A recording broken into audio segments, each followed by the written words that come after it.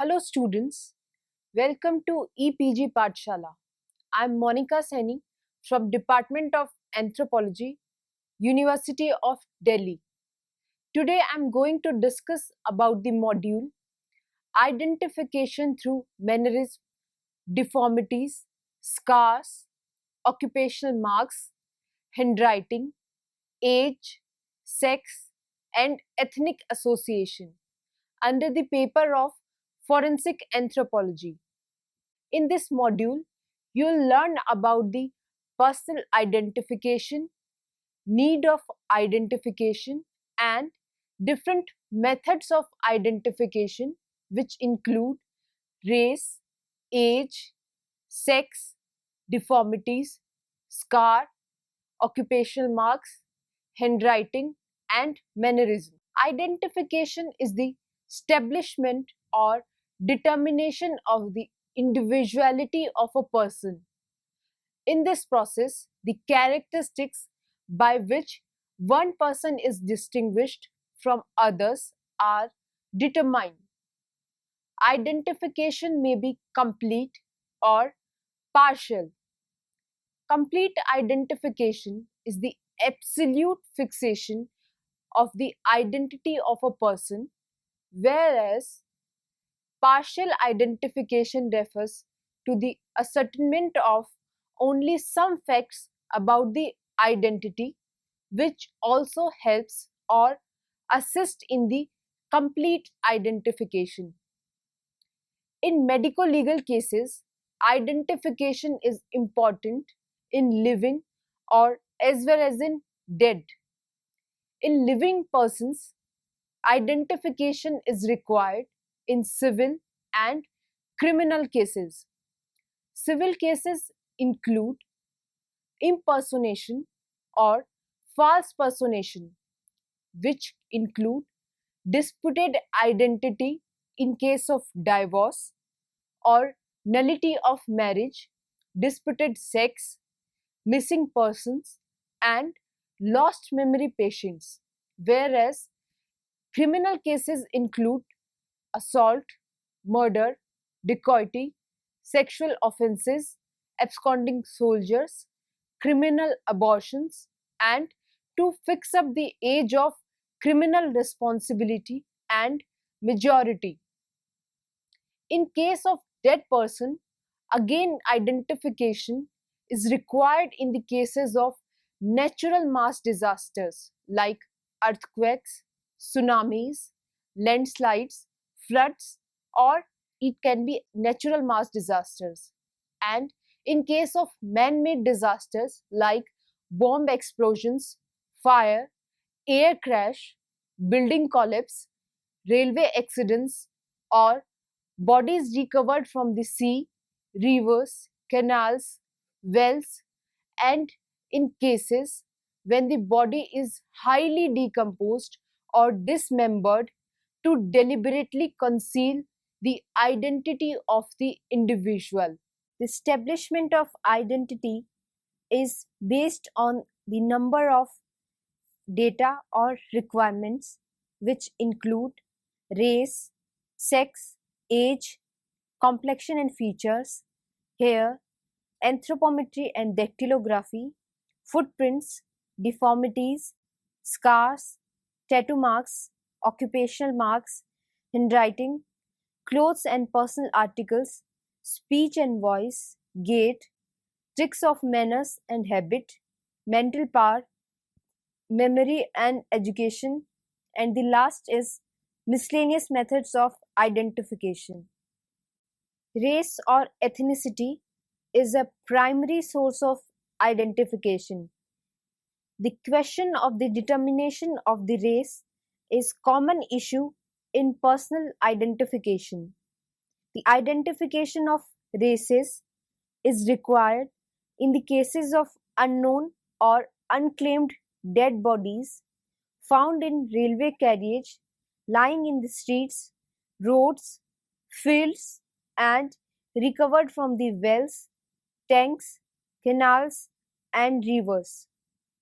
The primary races, that is Caucasoid, Mongoloid, and Negroid, can be recognized from certain differences in skull, forehead, face, orbit, that is the cavity or the socket of the skull in which the eye and its appendages are situated.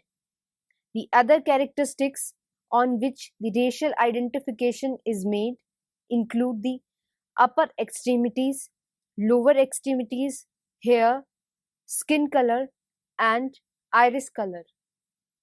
The presented diagram is showing you the craniofacial differences among Caucasoid, Mongoloid, and Negroid. Here you can see in the case of Caucasoid, the skull is rounded, the forehead is raised, the orbits are triangular, and hairs are reddish in color, whereas the skin color is blue or grey. In case of Mongoloid, the skull is square, forehead is inclined, the orbits are small, hairs are wavy, the skin color is yellowish. Whereas in case of Negroid, the skull is narrow and elongated, forehead is small, the orbits are squarish in shape, hairs are thick, black, curly, and the skin color is black. These races can also be estimated on the basis of a number of indices, which include brachial index, that is the ratio of humeral index, crural index, it is the ratio of tibiofemoral index, intermembral index, humerofemoral index, and cephalic index, which is the ratio of the maximum breadth of the skull to the maximum length of the skull multiplied by 100. In addition to the racial identification, the religious association can also be identified on the basis of the different features, which include different type of ornamentation and dressing patterns. For example, Hindu males, they are not circumcised and they wear sacred thread over left shoulder in high caste or dvizas. They also wear necklace of wooden beads and they put caste marks on the forehead, and they also have tuft of hair on the back of head and wear different kinds of lobes in their ears. Whereas in case of Muslim males, they are circumcised and they have different kind of callosities on the lateral aspect of their knees and feet due to their postures when they offer their prayers. In case of Hindu females, they put vermilion on the head and they wear silver toe ornaments and nose ring apertures in the left nostrils and few openings for earrings along helix. Whereas Muslim females, they do not put any kind of vermilion and they wear nose ring in the septum, and to hide their faces they put veil. This image is showing you the demarcation of Hindu and Muslim female on the basis of their external appearance. These images are showing you the differentiation in the Hindu and Muslim males on the basis of their different caste marks and callosities on the foot in case of Muslim males. The next characteristic which is used for identification is sex. Sex determination is important in many cases related to their heirship, that is the right to inherit property, disposal of property, marriage, education, impotence, rape, divorce, and allied subjects. Sex can be easily determined on the basis of general physical or morphological features, which includes general build, scalp hair, eyebrow hair, facial hair, pubic hair, shoulder, waist, breast, uterus, the presence of penis, and the presence of ovaries and scrotum. Sex of a person can also be identified on the basis of skeleton. Accuracy of sex determination according to the Cro-Magnon is 100% in case of entire skeleton, it is 95% in case of pelvis, 98% in skull, and it is 80% in case of long bones. When sex is identified from a skull, a number of features are taken into consideration, and these features include general appearance of the skull, capacity of the skull, frontal surface, supraorbital ridges, that is the conical prominence projecting from the back part of the temporal bone.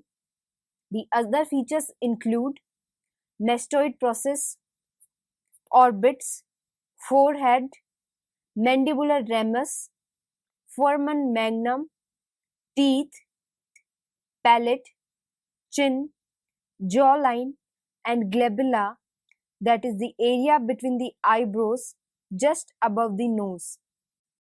The presented diagram is showing you the sex identification on the basis of skulls. Here you can see in case of male skulls, the canines are large, chin is square, the muscle attachments are pronounced, and the supraorbital ridges are extreme, and the overall skull is robust in case of males, whereas in case of females, the supraorbital ridges are slight, the orbital border is sharp, and the chin is rounded. Sex of a person can be determined on the basis of differences in the various pelvic traits. The pelvic girdle is the most sexually dimorphic region of the skeleton, and sex can be determined with this with high accuracy. The pelvic features which are used for sexual estimation include pubic symphysis, pubic bone, subpubic angle, that is the angle formed below the pubic symphysis, acetabulum, greater sciatic notch, sacrum, that is the triangular bone made up of 5 fused vertebrae from the posterior section of pelvis. The other features which are helpful in sex estimation include pelvic inlet, ilium, coccyx, periauricular and postauricular spaces. The diagram is showing you the sex identification on the basis of the shape of the pelvis. As you can see in the diagram, in case of the female pelvis, the subpubic angle is more than 90 degree, whereas in case of male, the subpubic angle is less than 90 degree. The sacrum is tilted towards the back side in case of females, whereas in case of males, the sacrum is tilted forward.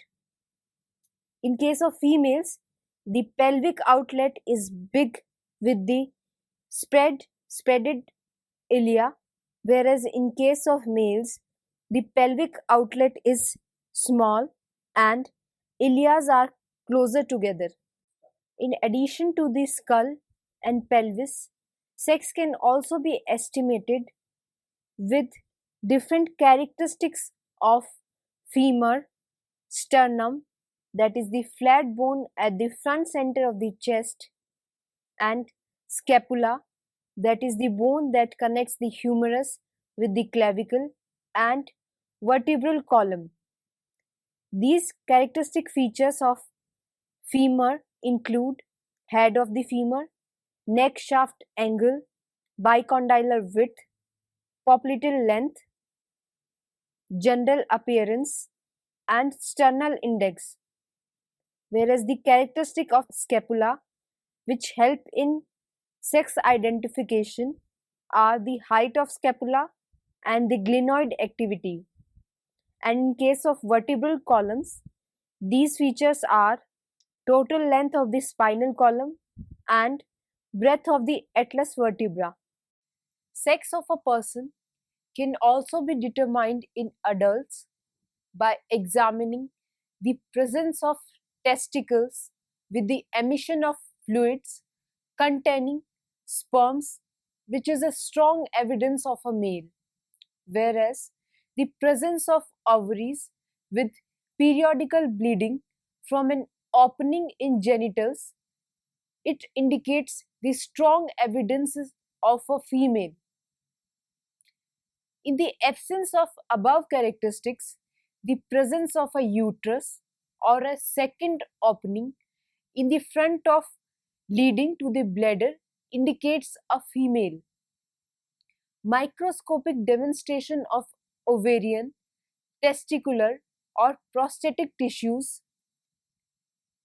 It can also be used for the sex determination. The prostatic tissue can occur in females also, but the amount and the position varies. The presence of sex chromatin, that is the Barr bodies, in the tissue cells can also be used for sex identification. In 1949, Barr and Bertram observed that the nucleus of the nerve cells contained a nuclear satellite in females. This was later defined as sex chromatin or Barr bodies. Sex chromatin can also be demonstrated in various other cells, that is, the cells of the skin buccal mucosa, cartilage, amniotic fluid, polymorphs, and lymphocytes. Effulsion reaction is the best staining technique for demonstration of these Barr bodies. Through the hemotoxylation method, it can also be used for sex determination. Disputed sexual identity cases, gonadal biopsy is the confirmatory method of determining sex. In all the disputed sexual identity cases, when in case of concealed sex, when criminals try to conceal their sexual identity by wearing costumes of opposite sex, and in case of intersex states, where which is the state of intermingling of sexual characters of either sex in one individual to a varying degree, gonadal biopsy is the confirmatory method of determining sex.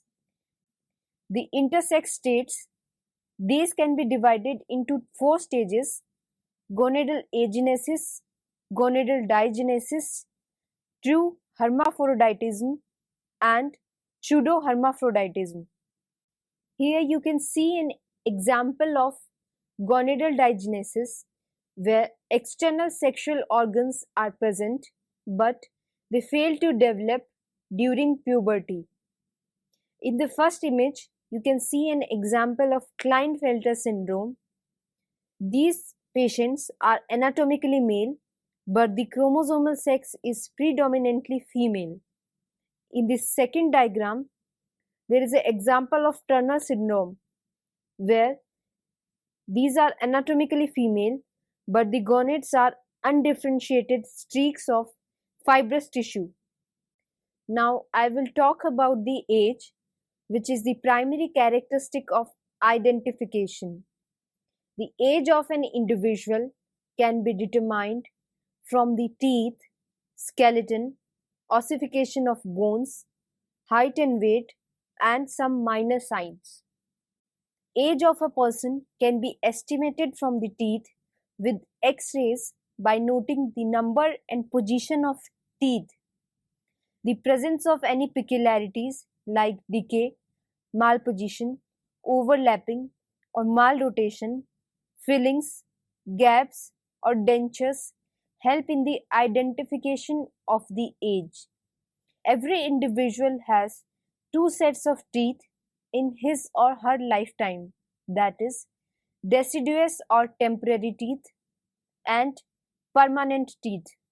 The deciduous teeth are 20 in number, that is, 4 incisors, 2 canines, and 4 molars in each jaw, whereas the permanent teeth are 32 in number, which is 4 incisors, 2 canines, 4 premolars, and 6 molars in each jaw.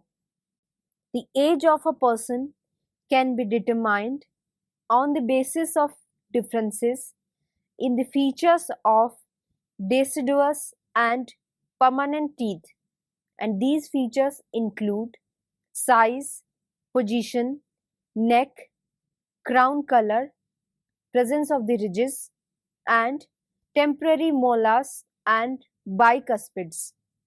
The next criteria which is used for age determination is skeletal segments, which includes skull sutures, sternum, and sacrum. The closure of the suture occurs at different time periods in the lifetime of an individual. These sutures are fontanelle suture, metopic sutures, fusion of the Bossi occiput and Bassi sphenoid suture, and anterior one-third of the sagittal and lower half of the coronal and lambdoid suture. Simultaneously, sternum also plays an important role in the estimation of age because of the appearance and fusion of the various components at various age range. Here you can see in this table the manubrium fuse in the old age, usually above the 50 years, with the body, and the different segments of the body, that is first segment, second, third, and the fourth segment, they fuse from the 14 to the 25 years from below to upwards, whereas the xiphoid process, it starts fusing around 40 to 45 years with the body. Another skeletal segment is sacrum, which is used for age determination. The 5 sacral vertebrae remain separated by cartilage until puberty. With the onset of the puberty, ossification and the intervertebral disc starts from below upwards, and the fusion of the sacral segments become completed by 20 to 25 years. The next sign which is useful in the determination of age is ossification of bones. Ossification is the process of creating bones, that is, of transforming cartilage into bone. The adult human has 206 bones. At 11th to 12th week of intrauterine life, there are 806 centers of ossification and around 450 at the time of birth. This table is showing you the different changes in the symphyseal surfaces that occur with the age. The symphyseal surface is the articulation in which the bones are united by cartilage without a synovial membrane. The symphyseal surface has an even appearance with a layer of compact bone over its surface at the age of below 20 years, whereas this articular surface looks smooth and oval with raised upper and lower extremities between 35 to 45 years. The symphyseal surface presents varying degree of erosion with breaking down of the ventral markings in the age of above 50 years. Here this image is depicting the process of ossification. This process is divided into 5 steps. The first step is the formation of the bone collar around the hyaline cartilage model. The next step is the cavitation of the hyaline cartilage within the cartilage model. The third step is the invasion of the internal cavities by the periosteal bud and spongy bone formation. In the fourth step, there is a formation of the medullary cavity as the ossification continues, and in the final step, ossification of the epiphysis occurs. The height and weight of an individual are another important parameters of the age determination. The height and weight of an individual increases progressively with age. These are affected due to malnutrition and senile degeneration. It is not considered as a reliable source to determine the age in medico-legal cases. Some minor signs are also considered as an important indicators of the age of a person. These minor signs include secondary sexual characteristics and baldness or graying of the hairs. Some minor signs are also considered as an important indicators of the age. In the males, the secondary sexual characteristics are: at the age of 14 years, the fine hairs begin to appear on the pubis, testes become larger and firmer, and penis enlarger, and voice becomes hoarse. Whereas in case of females, during puberty, breasts begin to develop, some fine, pale, and downy hair appear on the monopubis, and the menstruation starts. There are many cases in which a medical person is called upon to give his opinion regarding age.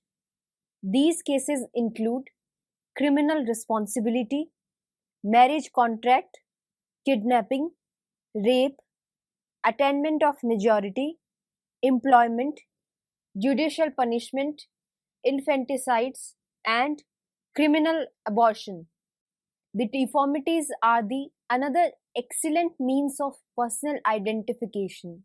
The deformities are classified into two types: congenital and acquired deformities. The congenital deformities, they are present by birth, such as cleft palate, hair lip, supernumerary fingers or polydactyly, supplementary memory, web fingers or toes, kyphosis, Mongolian spots, and moles. These type of deformities are hereditary in nature and known to occur through successive generations in the same family, whereas the acquired deformities are acquired after birth of an individual. These deformities include polymyelitis, old amputations, malunited and non-united fractures of the bones of extremities, which are the result of previous injuries. Here, the images are showing you the examples of congenital deformities.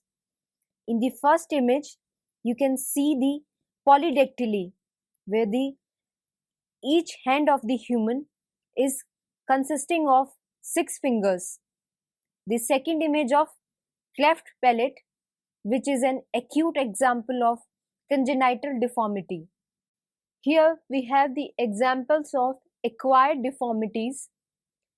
In the first image, you can see the malunion and non-union of the fractures, whereas in the second example is the amputation of leg. The next source of personal identification is scar.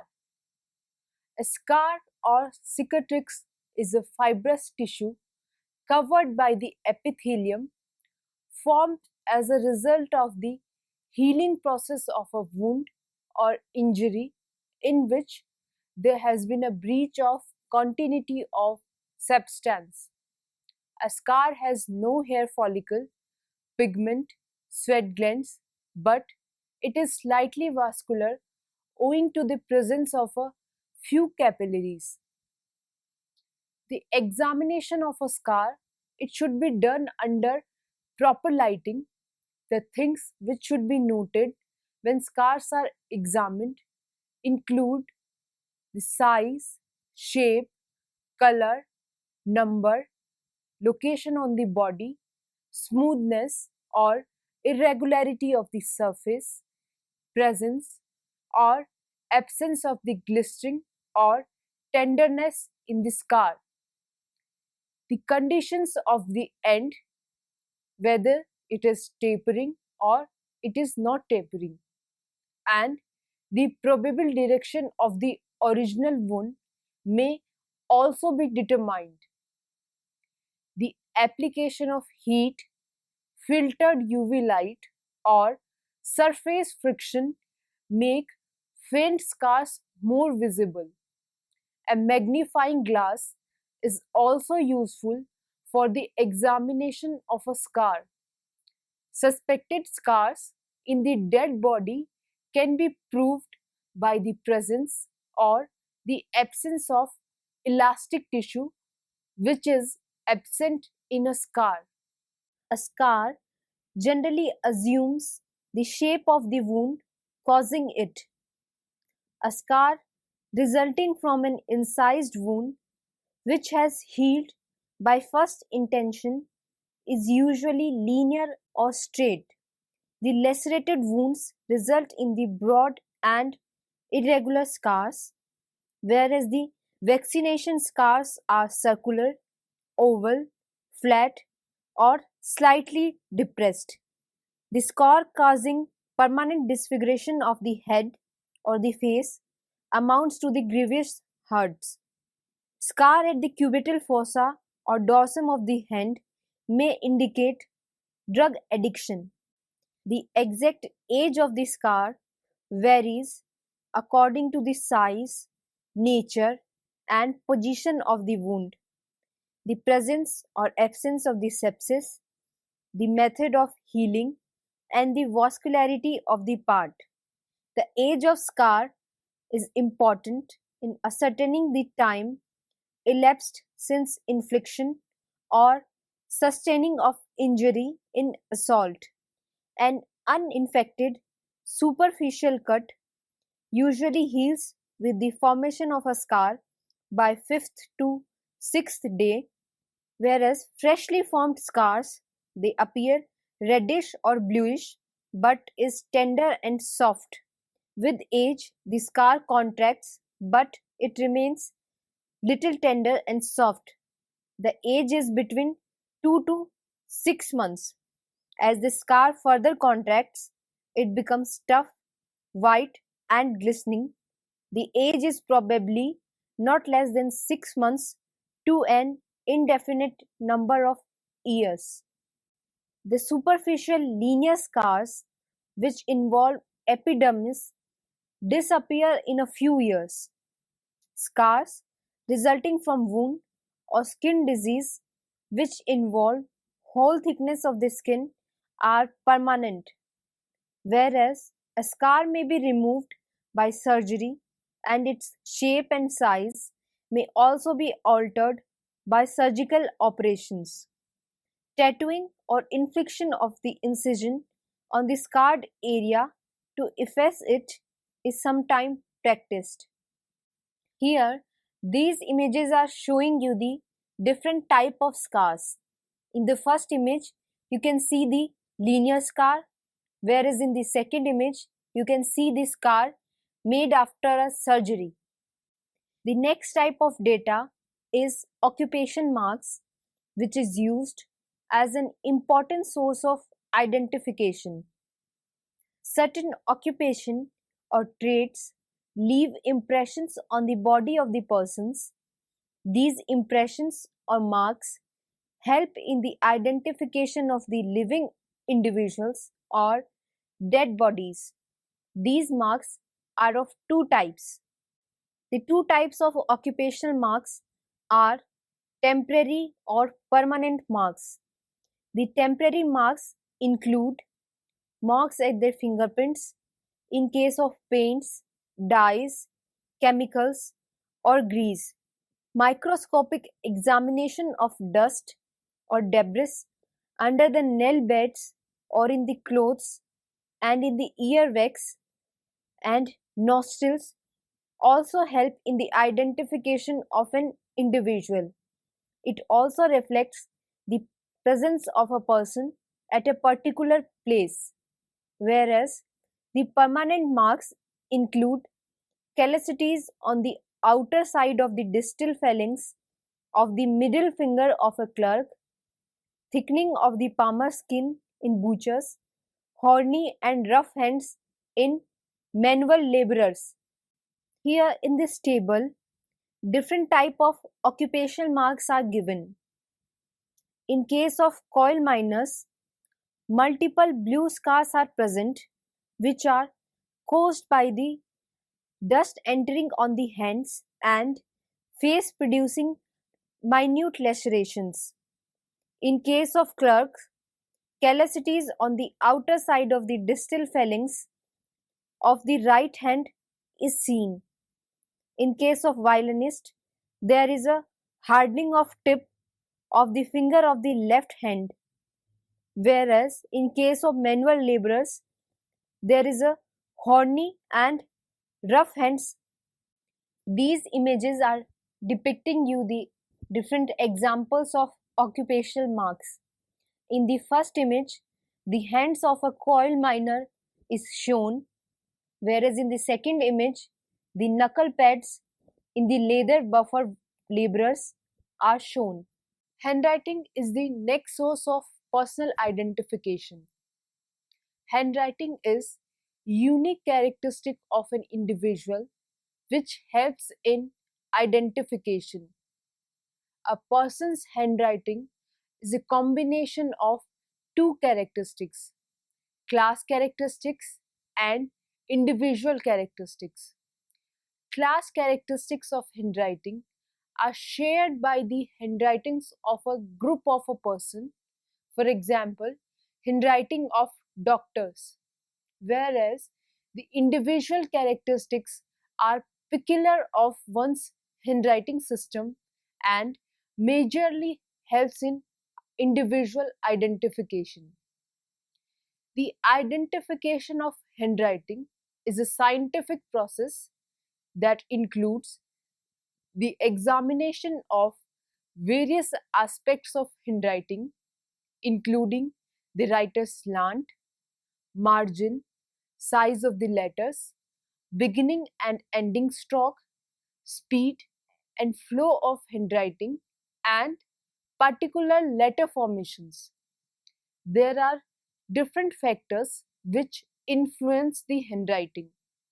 These factors include age, gender, education level, occupation type, mood, position of the pen and paper, nationality, ethnicity, graphic maturity, cognition, which is the ability of a person to learn anything.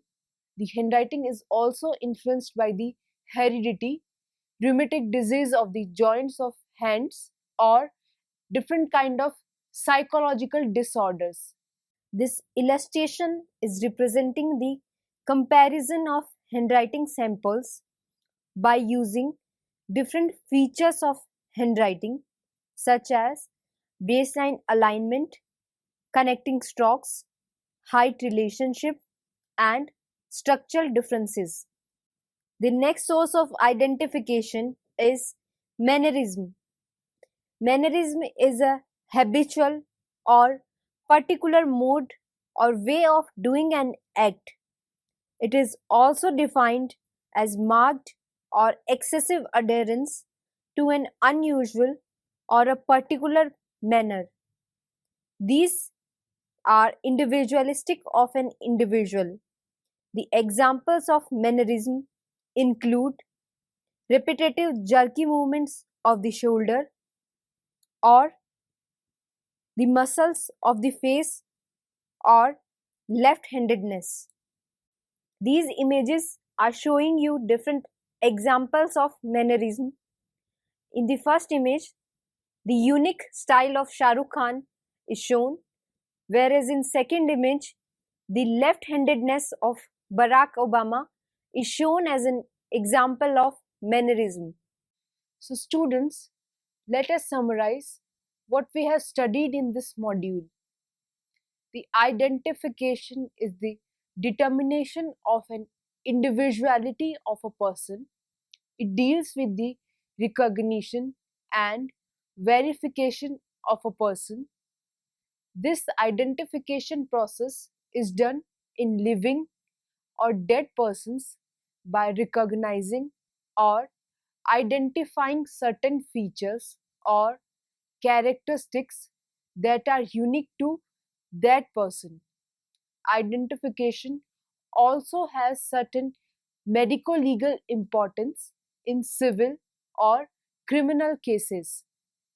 There are a number of sources by which a person may be identified, which include race, age, sex, stature, complexion, hair, fingerprints, footprints, anthropometry, personal effects, deformities, scar, handwriting, and mannerism. Sex, age, and stature are primary characteristics of personal identification, whereas personal effects, handprints, and footprints, deformities, scar, handwriting, and mannerism comes under secondary characteristics, which helps in the complete identification of an individual. Thank you.